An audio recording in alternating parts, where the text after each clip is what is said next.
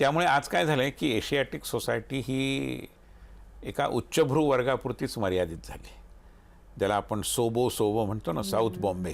South खरं म्हणजे सोबो नको म्हणायला, सोमू म्हणायला हवं, साऊथ मुंबई म्हणायला हवं खरं सांगायचं Yes, तर. yes, yes. अगदी साऊथच म्हणायचं असेल तर दक्षिण मुंबईतल्या काही संभ्रांत लोक चांगली आहेत, ते कोणी वाईट आहेत अशातला मुद्दा नाही आहे, परंतु त्यांच्यापुरताच तो एक परीघ मर्यादित झाला.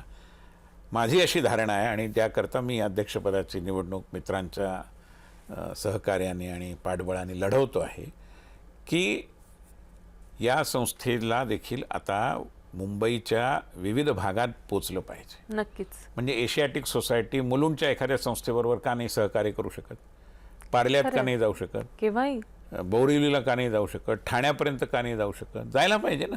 आता साऊथ मुंबई राहिलेली नाही. आता मुंबईच्या प्रश्नांची उत्तरं ही मुंबईच्या उत्तरेत आहेत, अगदी बरोबर म्हटलात तुम्ही. दक्षिणेत नाही आहेत.